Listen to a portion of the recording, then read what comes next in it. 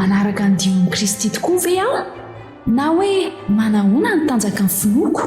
Matsiaro ve ianao fa mila mifandray amin'Andriamanitra bebe kokoa? Indro arahinao isan-kerinandro eto amin'ny Hope Fire Radio, fandaharana manokana mitondra ny lohateny hoe mandehana ampinoana. Mandehana ampinoana. Dindinika ara-tsoratra masina fohy nefa aza hompanasy hery. Hiarahantsika miaraka amin'ny pasteur Samuel Lala James. Ka manasanao ary anaraka izany hatramin'ny farany. Mandehana ampinoana. Mandehana ampinoana. Mandehana ampinoana. Ry ava-malala ny tompo ry mpianadaina isany isika rehetra izay manaraka izao fandarana izao, faly miarahaba-antsika amin'ny anaran'ny tompo indray ny tenako. Ny ten'Andriamanitra izay hoentina amintsika anio dia nampitondraina ny lohateny hoe mandeha toy izay nandehanany. Inona indray ireny tian'Andriamanitra hambara amintsika ny amin'izany? Andeha hoentintsika mbavaka izany ry mpiaino malala isany. Hivavaka isika.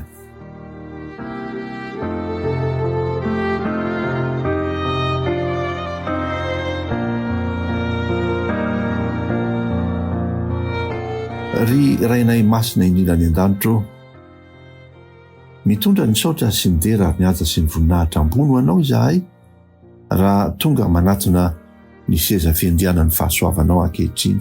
Misaotra indrindra noho izao tompontsoa omena anay izao mba azahoanay miara-mianatra indray ny teninao. Ny fanahinao masina ny hanokatra ny sain'ny mpiaino rehetra. Ny fanahinao masina ny hanamasina ny teninao ka hitondra fiainam-baovao anay rehetra izany teny izany. Satria tonoina sy angatahana amin'ny anaranao Jesosy izany mivavaka izany. Amen.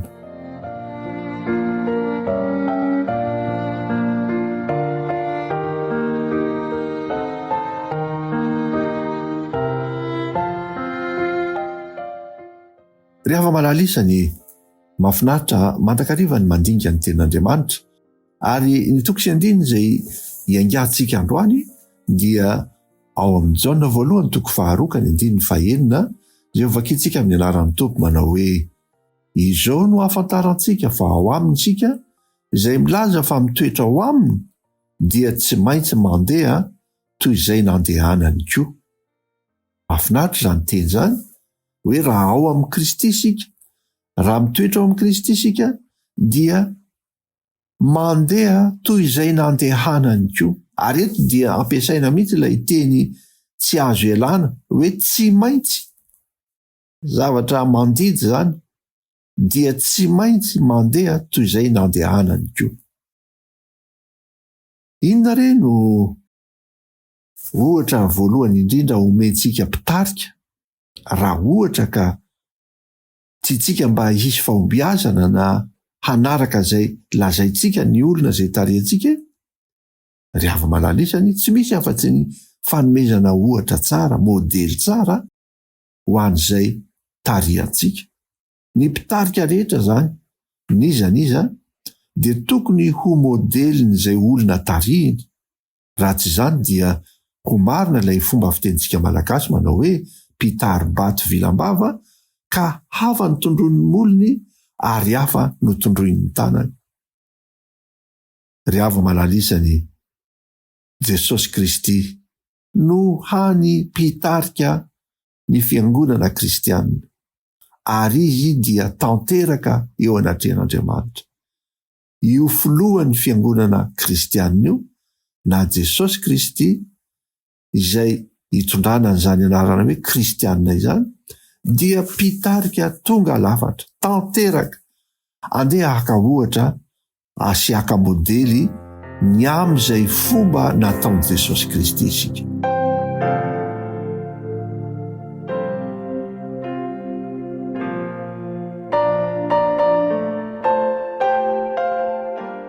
Ny ohatra voalohany izay ho resahantsika androany dia ilay fiainan'i Jesosy manka-to.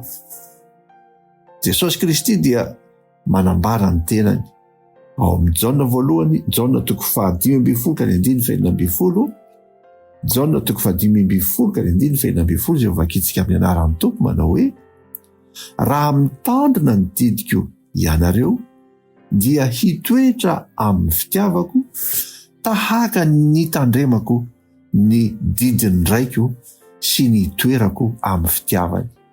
Mahafinaritra ny ohatra omeny Jesosy eto fa Jesosy Kristy dia tiany rainy ilay Jehovah Andriamanitra mpahary zao rehetra izao izay iray aminy dia fifaliana ho an'i Jesosy ny mitandrina ny didiny io rainy io.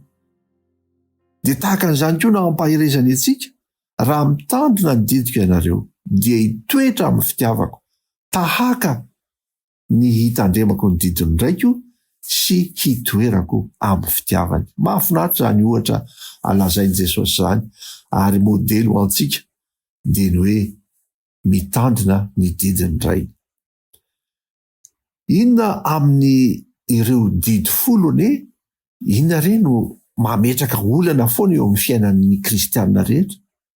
Tsy inona fa ny didy faharoa sy ny didy fahaefatra. Ny didy faharoa dia ny hoe aza manao sarin-javatra voasikotra ao anao. Betsaka zany ny olona ny mbola manompo an'ireny sarin-javatra voasikotra ireny ary aza manompo azy izy ny didy faharoa, aza manao sarin-javatra voasikotra ao anao ary aza miankoka eo anatrehany na mivavaka aminy na manompo azy. Raha tsorina zany dia ny manompo sampy. Ny kristianina dia mbola betsaka ny sady manompo an' Jesosy, manompo an'Andriamanitra kanefa dia manompo sampy ihany koa.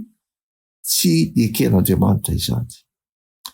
Ny didy fahaefatra koa dia mametraka olana eo amin'ny samy kristianina dia tsy inona izany fa ny fitandremana ny sabata. Hoy izy ny didy fahaefatra hoe mahatsiarova ny andro sabata hanamasina azy. Dia andeha hojerentsika ny soratra masina hoe Jesosy ve nanome modely antsika ny amin'ny fitandremana an'izany sabata izany. Izao no voalaza amin'ny Luka 4:9-20. Dia tonga tao Nazareta izay nahabe azy izy. Ary araka ny fanaony dia niditra tao amin'ny sinagoga izy tamin'ny andro sabata ka nitsangana hamaky teny. Tsy misy salasalany zany ry mpiaino malalisany fa Jesosy azy ilay zanak'Andriamanitra dia nankany am-piangonana rehefa sabata ny andro.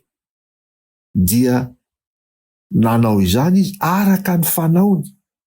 Niditra tao amin'ny sinagoga tamin'ny andro sabata araka ny fanaony. Ao amin'ny Luka 4:10-11 koa dia mbola manantotra an'izany hoe nampianatra tao amin'ny sinagoga iray Jesosy tamin'ny sabata. Ao amin'ny Marka 1:1-20 nankany Kapernaoma izy ireo, Jesosy sy ny mpianany zany, ary noho ny tamin'ny sabata dia niditra avy hatrany tao amin'ny sinagoga Jesosy ka nampianatra. Ry hava malalisany, nahoana Jesosy no mankany am-piangonana rehefa sabata ny andro? Satria izy mihitsy ny tompon'izany sabata izany. Izy dia mifanaraka amin'ny ilay Andriamanitra rainy amin'ny mahatompony sabata azy. Ao amin'ny Marka 2:2-15 dia hoy ny voalaza hoe fa dia tompony sabata ny zanak'olona. Izany hoe ilay zanak'olona resahana eto dia Jesosy Kristy amin'ny mahataranaky Adama sy Eva ny olombelona rehetra sy nateraky Maria Virjina azy dia lazaina amin'ny teny tsotra hoe zanak'olona Jesosy. Io lay Jesosy tompo sy mpamonjy antsika io izay modely ho antsika olombelona dia mitondra ny anarana hoe zanak'olona dia nitandrina ny sabata izy. Ry hava malalisany, moa ve mba te hanaraka ny modely nomeny Jesosy ianao? Raiso ampinoana, mandehano ampinoana izay nataony Jesosy ilay mpitarika ity fiangonana kristianina ity, izany no arao.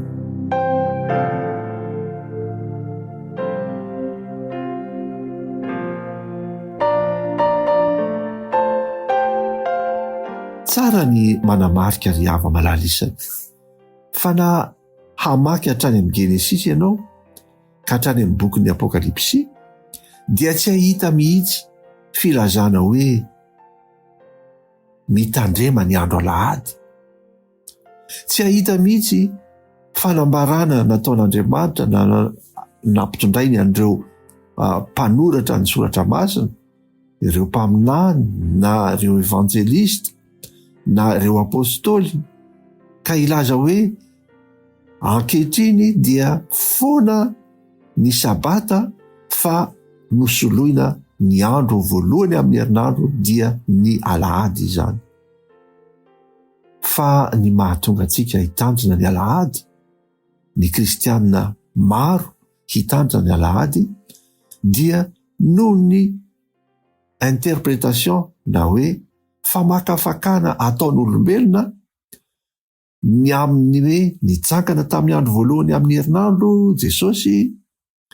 Maromaro ny fitaovam-bavahana izay nataon'ny apôstôly Paoly tamin'ny andro alahady dia hoy ny fanambarana hoe andeha ataontsika amin'ny andro alahady indray, hosolo ny sabata ny andro masin'i Jehovah. Tsy mahita toky sy andininy amin'ny soratra masina mihitsy isika milaza hoe dia nisoloina hosolo ny sabata ny alahady.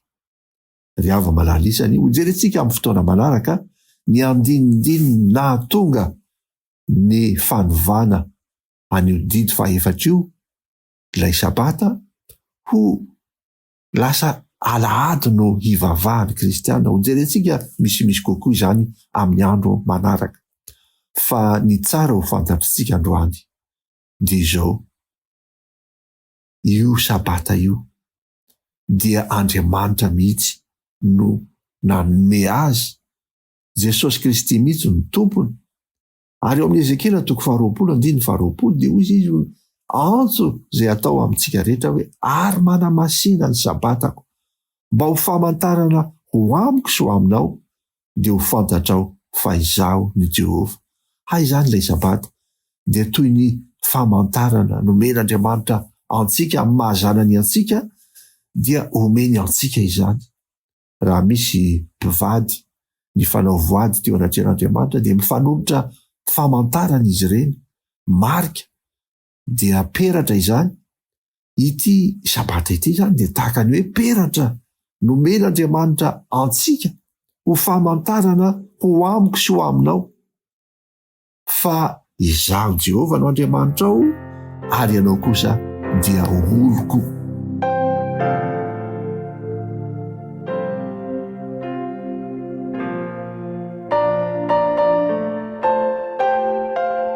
Ry hava malalisany, raiso ho anao izany famantarana izany. Mandehana ampinoana hoy isika ngamba hoe ka io ny efa narahan'ny fianakaviako, io ny efa narahan'ny razambeko. Ny ten'Andriamanitra dia milaza amintsika eto fa Andriamanitra no tompony izany sabata izany, ary izy manome famantarana amintsika sy ho aminy. Milaza amintsika izy andrio fa izy ny Jehovah ilay Andriamanitsika. Ao amin'ny Hebreo dia misy teny tsotra sady mazava. Raha apetraka amin'ny fahantaniana hoe mbola tokony ho tandremana ve izany ny sabata. Hebreo 4:9-7 dia hoy ny voalaza hoe koa dia mbola misy sabata fitsaharana ho an'ny olon'Andriamanitra. Izy tsy milaza eto hoe koa dia mbola misy sabata fitsaharana ho an'ny jiosy. Tsia, ho an'ny olon'Andriamanitra, izaho sy ianao, niza manaika an'i Jesosy ho tompo sy mpamonjy ny tenany, niza manaiky an'Andriamanitra ho pahary azy, dia mbola misy sabata fitsaharana ho an'izany olona izany. Izany no ambaran'ny ten'Andriamanitra eto. Ny tompony hanampy hery antsika indray mba azahoantsika mandeha ampinoana, manao safidy tsara androany, manaraka ilay mpitarika ity fiangonana kristianina ity, dia Jesosy Kristy, ilay modely tsara tonga lafatra ho antsika, nanome ohatra hoantsika ny amin'ny fankatoavana ny didin'Andriamanitra ary koa ao anatin'izany didin'Andriamanitra izany ny fitandremana ny sabata. Hotahin'Andriamanitra ny izany teny izany ka omban'ny fahasoavany anao fanandramana mahafinaritra indray sika rehetra hitandrina izany famantarana nomen'Andriamanitra izany, handray izany ampinoana hankato izany didin'Andriamanitra izany, hanamasina ny sabatan'i Jehova dia hanampy herentsika rehetra ny izy. Hojerentsika amin'ny fotoana manaraka ny toy n'izao dindinitsika izao fa dia apetratsika mbavaka izay nomen'Andriamanitra antsika androany. Dia hivavaka isika.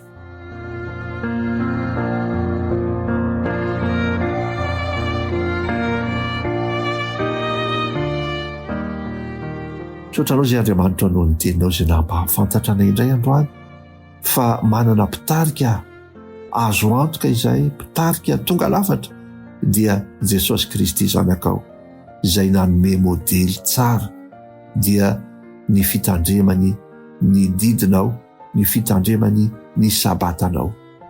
Ampio izay rehetra hanao fanandramana ny amin'izany, handray ilay famantarana ny zanakao anay dia ny sabata izany. Mitahian'ny mpiaino rehetra dia mamindravò ary mamelany elokay satria tonoina amin'ny anaranao Jesosy ny vavaka izany. Amen.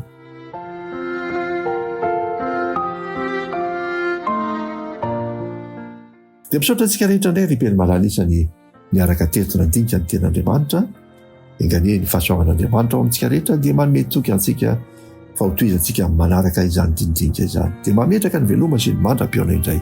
Veloma tompoko.